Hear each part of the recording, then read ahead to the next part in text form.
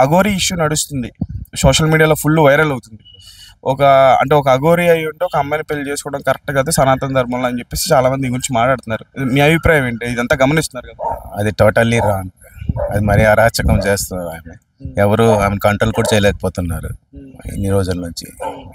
అంటే సనాతన ధర్మం పేరుతో ఇలా అఘోరీ అని చెప్పుకొని ఇట్లాగా ఒక అమ్మాయిని ఇట్లా మ్యానిపులేట్ చేస్తారని చెప్పేసి అనుకోవచ్చా, లేకపోతే మీరేమంటారు?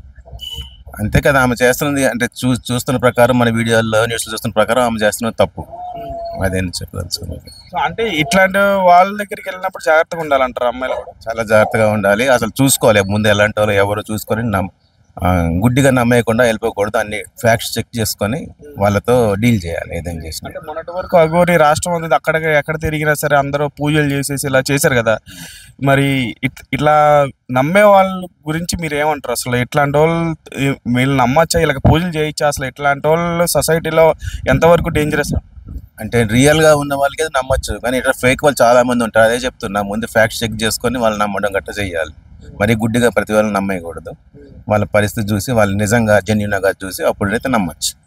అంటే జస్ట్ ఫేమ్ కోసమే ఇట్లా చేస్తున్నారంటారు ఇలాంటి వాళ్ళు, ఈ అఘోరీ అని చెప్పేసి? 100% కదా, అంతే. అలాగే సార్, ఇప్పుడు మా పవన్ కళ్యాణ్ గారు వాళ్ళ వైఫ్ తిరుపతికి వెళ్ళి మొక్కుకున్నారు, ఇదంతా మనం చూసాము. అయితే వాళ్ళ కొడుకు మీద మార్క్ శంకర్ వాళ్ళ కొడుకు మీద సోషల్ మీడియాలో కొంతమంది అల్లు అర్జున్ గారి అభిమానులు రకరకాల బూతులు తిట్టారు. వాళ్ళ పోలీసులు కూడా అరెస్ట్ చేశారు.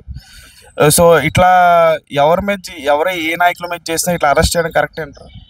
అంటే ప్రజెంట్ కూటమి ప్రభుత్వం ఉంది, అరెస్ట్ చేస్తున్నారు అందరూ. మొన్న చేబ్రోలు కిరణ్ వైఎస్ఆర్ కుటుంబం మీద చేసినందుకు సొంత పార్టీ వ్యక్తిని అరెస్ట్ చేశారు. దీని మీద మీరేమంటారు? అంటే రాంగ్ కామెంట్ చేస్తే ఖచ్చితంగా కొంచెం కంట్రోల్ చేయాల్సిందే. ఇప్పుడు పవన్ కళ్యాణ్ అంటే ఆమె వెళ్ళారు, ఆమె భక్తి తప్పేం లేదు అందులో.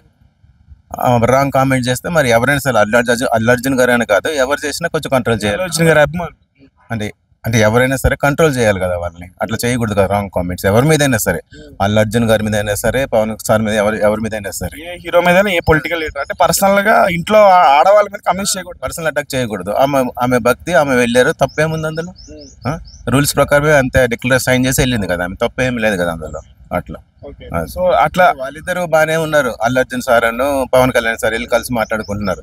వీళ్ళే మిస్అండర్స్టాండ్ చేసుకొని ఇట్లా బాగాలేదు, ఫ్యాన్స్ అది బాగాలేదు. అరెస్ట్ చేయడం కరెక్ట్ అంటారా?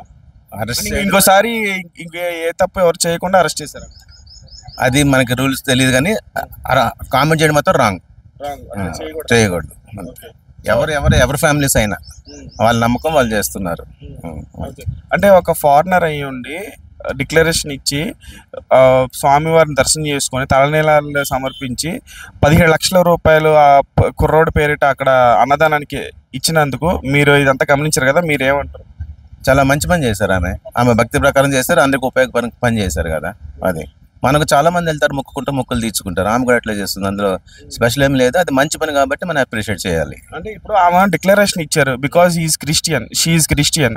గతంలో చాలా మంది నాయకులు కూడా, ఇప్పుడు మన ఎగ్జాంపుల్ జగన్మోహన్ రెడ్డి గారు కూడా డిక్లరేషన్ ఇవ్వమంటే కొడాలి నాని వీళ్ళందరూ కూడా ఎవడమ్మ మొగుడు కట్టిన గుడి అది రకరకాలుగా మాట్లాడారు గత ప్రభుత్వంలో ఉన్నప్పుడు. సో ఇదొక మంచి వాళ్ళకి ఒక గుణపాఠం అనుకోవచ్చా? గుణపాఠం అంటే అది మనకి పాలిటిక్స్ అనవసరం, కానీ ఆమె చేసింది మాత్రం మంచి పని. అది అంతే, అప్రిషియేట్ చేయొచ్చు తప్పకుండా.